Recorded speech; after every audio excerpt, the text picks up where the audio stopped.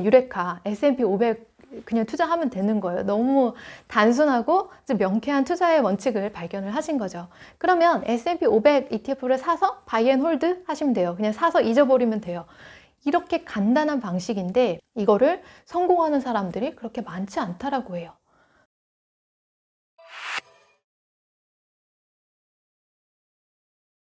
반갑습니다. 한주주입니다. 네, 이번 시간에는 제가 ETF 투자에 대해서 말씀을 드리려고 준비를 했어요. 네, 요즘 ETF 투자에 대해서 관심이 좀 많으신 것 같더라고요. 제가 신문을 봐도 서학개미분들이 ETF 투자를 위해서 달려가고 있다 이런 관련된 헤드라인도 많이 보이고요. 그리고 이제 일반 투자자분들도 ETF에 대해서 좀 어느 정도 이해를 가지고 계셔서 이걸 장기적으로 사서 홀드하면 괜찮다라고 하는 그런 이해가 있으신 것 같더라고요. 그래서 ETF 투자에 대해서 제가 간단하게 설명을 해드리고 이 투자의 방식의 장단점 그리고 이걸 잘 해나가기 위해서는 어떤 마음가짐이 필요한지 이런 것들에 대해서 좀 말씀을 드리려고 이번 시간을 준비를 했습니다. 네, 그럼 먼저 ETF가 무엇인지에 대해서 좀 말씀을 드려볼게요. ETF라는 거는 상장지수펀드라는 말의 약자예요. 자, 그러면 상장지수펀드가 뭐냐? 바로 인덱스 펀드를 주식시장에 상장을 해놓고 이거를 우리가 사고 팔고 하는 게 쉽도록 만들어 놓은 거예요. 그럼 여기서 또 인덱스 펀드가 뭐냐 질문이 나오겠죠. 인덱스 펀드라고 하는 거는 우리가 흔히 말하는 그런 S&P 500 지수라든지 코스피 200 지수라든지 아니면 나스닥 지수, 코스피 지수 이런 지수들이 있잖아요. 그런 지수들에 추종하는 펀드가 바로 인덱스 펀드예요. 그럼 그런 지수 추종 펀드를 쉽게 사고 팔 수 있도록 만들어 놓은 게 ETF라는 거고요. 자, ETF 투자를 한다라고 하는 거는 그럼 어떤 의미냐면요. 패시브 투자를 한다는 거예요. 왜냐면 우리가 힘들어서 주식 종목을 선택하지 않잖아요. 그러니까 이게 좀 어느 정도 수동적인 방식의 투자라는 거예요. 단지 그 ETF 투자를 하는 사람이 원하는 거는 시장 수익률만큼의 수익률을 얻는 것, 이게 유일한 목표라는 거죠. 자, 이런 패시브 투자 방식이 굉장히 좋다라는 말이 있어요. 왜냐하면 액티브 투자를 하시는 그 어떤 분들도 이 장기적으로는 패시브 투자 수익률을 따라잡지 못한다라고 하는 그런 연구 결과 같은 것들이 있거든요. 그러면 액티브 투자가 뭐냐라고 좀 말씀을 드리면 패시브 투자와 정반대점에 있는 그런 투자인 거예요. 패시브 펀드는 제가 말씀을 드렸듯이 ETF 같은 거 사서 홀드하는 거, 이게 바로 패시브 투자의 방식이에요. 반면 액티브 투자는 어떤 거냐면요. 주식을 무릎에 서서 어깨에 판다라고 하는 거, 아니면 다양한 재무제표 같은 거 분석해가지고 좋은 종목을 선별해내고 좋은 타이밍을 찾아내서 치고 빠지기를 잘하는 거, 이게 바로 액티브 투자의 방법이에요. 근데 그런 액티브 투자 방법이 패시브 투자의 수익률을 따라오지 못한다는 거죠. 그게 참 아이러니하죠. 열심히 하면 우리가 잘한다라고 배웠는데 투자는 그렇지 않은 거예요. 오히려 패시브 투자를 하는 ETF를 사서 바이 앤 홀드하는 그런 투자자들이 수익률이 장기적으로는 훨씬 더 좋다라고 하는 거예요.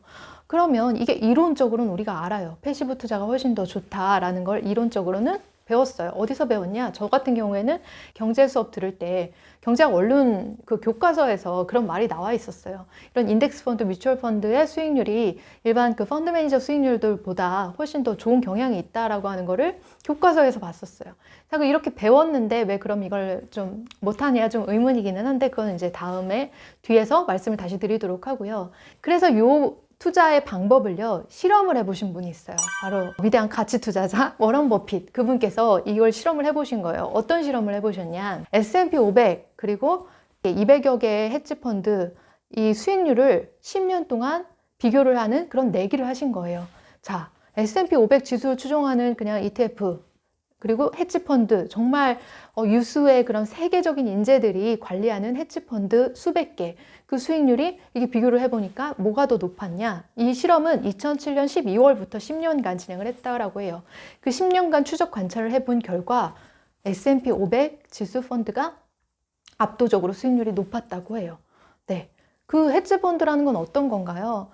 주식, 채권, 선물, 그리고 뭐 부동산, 뭐 다양한 국채 뭐 이런 것들에 투자를 하면서 최고의 수익률을 내기 위해서 계속 사고 팔고 다양한 의사결정을 하는 게 바로 헤지펀드잖아요.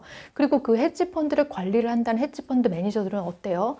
굉장히 높은 수수료를 받고 그 펀드를 운영을 하고 인센티브도 주기적으로 굉장히 크게 받아요.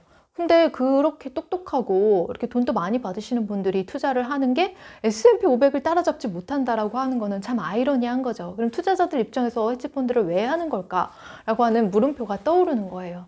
네, 그렇게 S&P 500이 수익률이 좋다라는 거를 이렇게 워런 버핏 그분께서 증명을 해내셨어요. 자, 그러면 우린 유레카 S&P 500 그냥 투자하면 되는 거예요. 너무 단순하고 명쾌한 투자의 원칙을 발견을 하신 거죠.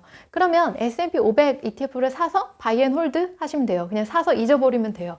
이렇게 간단한 방식인데 이거를 성공하는 사람들이 그렇게 많지 않다라고 해요. 자, 이걸 왜 성공하는 사람들이 많지 않을까요? 이게 기술적으로는 굉장히 쉬운 방식의 투자인데 심리적으로 쉽지 않은 방법의 투자라는 거예요. 이게 우리 인간의 그 두뇌, 우리 타고난 DNA와 거리가 있는 그런 투자의 방법이라는 거죠. 그럼 이게 왜 그럴까? 어떤 이런 금융조사 업체에서 이런 결과를 냈었어요. 사람들이 ETF 투자를 처음에 할 때는 그런 장기적으로 가져가겠다라는 마음을 가지고 투자를 하잖아요. 그래서 실제 지난 20년 동안 얼마나 사람들이 ETF를 사서 보유를 했는지를 데이터를 다 종합해서 본 결과 사람들이 평균적으로 ETF를 보유했던 기간은 단 3.2년이었다라고 해요. 그리고 수익률, 연평균 수익률도 되게 특이하게 한 3.2% 정도였다라고 해요. 그럼 우리 보유할 때 ETF 한 5년, 10년, 20년 보유하려고 처음엔 이제 그런 마음가짐을 가지고 사잖아요. 근데 실제로 그 ETF를 보유한 사람들은 20년 동안 추적 관찰을 해보니 한 3.2년 정도 평균적으로 보유했다라는 거예요. 이게 바로 우리의 그 민낯을 보여주는 결과일 수도 있어요. 뭐 저라고 크게 다르겠어요. 만약에 저도 ETF를 한다라고 하면 저의 인지적 편향을 알지 못한다라고 한다면 저도 마찬가지로 한 3.2년 보유하고 3.2%의 수익률을 얻고 그렇게 해서 매도해 버렸겠죠. 하지만 저는 이제 이런 제 자신의 그런 한계를 알고 알고 대응하는 거랑 아예 이런 거를 모르는 거랑은 또 다를 수도 있으니까 여러분들께서도 이렇게 ETF 투자가 기술적으로는 쉽지만 심리적으로는 어려운 방법이다라고 하는 거를 이미 알고 대응을 하신다라고 하면 좀 더 이렇게 길게 장기 보유하는데 더 큰 도움을 받으실 수가 있으실 거예요. 네, 그러면 무엇 때문에 ETF를 장기 보유하는 게 이렇게 어렵냐에 대해서 말씀을 드릴게요. 첫 번째는 매매 욕구 때문이에요. 그 매매 욕구라는 거는 ETF의 장점 때문에 발생하는 문제인데요. ETF가 굉장히 사고팔고가 용이해요. 그 시장에 그래서 그냥 내가 주식 사고 팔고 하듯이 ETF 펀드 역시 그렇게 사고 팔고 하실 수 있는 거고요. 그 수수료 자체도 굉장히 낮아요. 그러니까 수수료가 낮은 게 장점인데 이렇게 거래가 빈번하게 되어도 나한테 손해가 없으니까 이거를 너무 이렇게 빈번하게 사고 팔고 할 수 있다는 거예요. 이게 이제 매매 욕구를 불러들인다라고 하는 게 단점일 수가 있어요. 그리고 또 하나의 단점이 있는데 추종 지수를 바꾸고 싶은 욕구가 자주 밀려온다라고 하는 단점이 있다는 거예요. 이거는 또 무슨 말이냐라는 걸 좀 말씀드려 볼게요. 자, 처음에 한주주가 예를 들어서 S&P 500이 좋다는 얘기를 어디서 들었어요. 그래서 S&P 500 ETF를 샀어요. 한 몇천만 원 들여가지고 ETF를 샀는데 그래 나 이거 이제 10년 동안 보유하고 있으면 워런 버핏 말대로 나는 더 높은 수익률을 얻을 수 있을 거야 라고 해서 그런 이제 다짐을 하고 들어가요. 근데 어느 날 어떤 사람이 또 더 좋은 이야기를 해주는 거예요. S&P 500보다 나스닥 어떤 펀드를 하면 훨씬 더 높은 수익률을 얻을 수 있대. 뭐 그 나스닥 상장지수 펀드에 투자를 해봐 라고 또 누가 조언을 해줘요. 그러면 S&P 500을 다 팔고 그 나스닥 지수에 추종하는 그 펀드로 갈아타요. 그렇게 갈아타고 나니까 갑자기 기술주가 폭락해요. 기술주가 폭락하고 시장이 막 흔들리니까 막 마음이 조급해지는 거예요. 이게 진짜 이러다가 시장이 폭락하고 갑자기 금융위기가 닥칠 것 같은 거죠. 금융위기가 닥칠 것 같으면 뭐가 좋아요? 미국 장기 국채가 좋겠죠. 미국 장기 국채 ETF를 갈아타요. 나스닥 그 ETF를 다 팔고 또 국채 ETF를 갈아타는 거예요. 국채 ETF를 사고 몇 년 정도 있다 보니까 이게 수익률이 영 신통치 않은 거예요. 재미가 없는 거예요.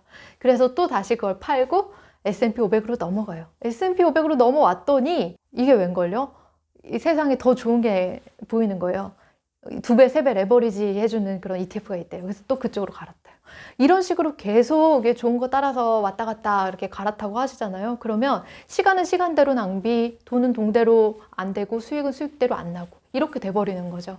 그러니까 이런 식으로 ETF 투자를 하신다라고 하면은 완전히 잘못된 길로 가고 계신 거예요. ETF 투자는 철저히 패시브 방식으로 하셔야 돼요. 수동적인 방식으로 투자를 하셔야지 성공적으로 가실 수 있는 투자인 거예요. 이런 식으로 적극적으로 사고 팔고 하는 투자가 아니라는 거예요. 그러면 ETF 투자를 잘 하려면 어떻게 해야 되냐? 먼저 이제 나를 아는 게 중요해요. 내가 어떤 한계를 가지고 있는 사람인지에 대해서 먼저 아는 거예요.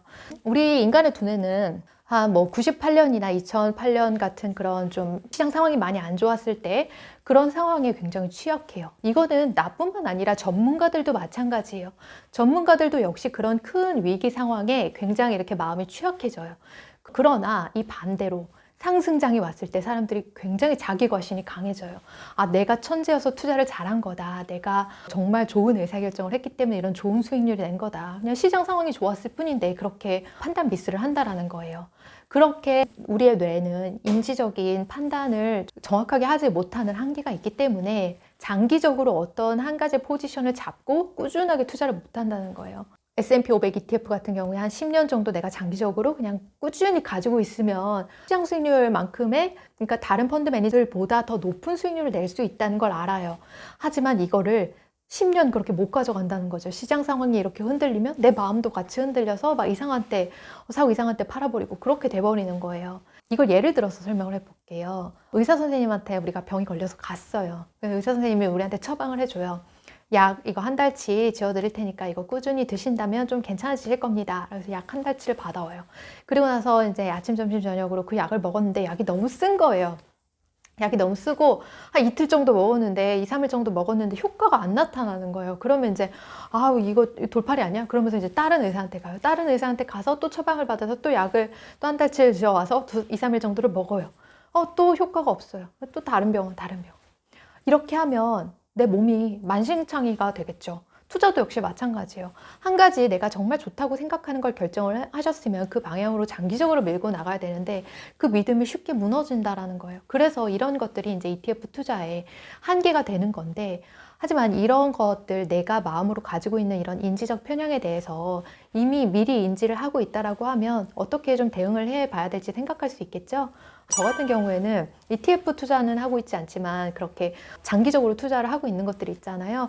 그렇게 장기적으로 투자를 할 수 있는 이유는 뭐냐면 제가 주가창이나 MTS, HTS 이런 것들을 자주 보지 않아요. 그런 걸 자주 보지 않으니까 이렇게 심리적으로 많이 흔들리지 않는 거예요. 경제에 관심은 많지만 그런 거 주가창은 굳이 열심히 내가 들여다보지 않더라도 이 시장 상황을 이해하는 데는 전혀 지장이 없거든요. 그러니까 그런 식으로 투자를 할 수 있는 거예요. 그래서 여러분들께서도 이제 각자 이제 가지고 있는 이런 ETF 투자의 그 심리적 장벽 같은 게 있으실 거예요. ETF 투자는 무조건 패시브 방식으로 장기적으로 가셔야 된다라고 하는 거, 그리고 복잡하게 하실 필요 없고 그냥 S&P 500 그 지수에 추종하는 거에 투자를 하셔도 괜찮다라는 거. 근데 이 방식이 복잡해지면 복잡해질수록 ETF 투자와는 거리가 생긴다라고 하는 거를 아신 후에 그렇게 좀 적절히 대응을 하셨으면 좋겠어요. 네, 그럼 이렇게 오늘 ETF 투자에 대해서 말씀을 드렸습니다. 다음 시간에도 ETF 투자 관련해서 좀 이어가지고 말씀드릴 게 있어서 진행을 할 예정이에요. 네, 그러면 ETF 투자 2탄을 기대해 주세요. 네, 오늘은 여기까지 하겠습니다. 내일 또 뵙겠습니다.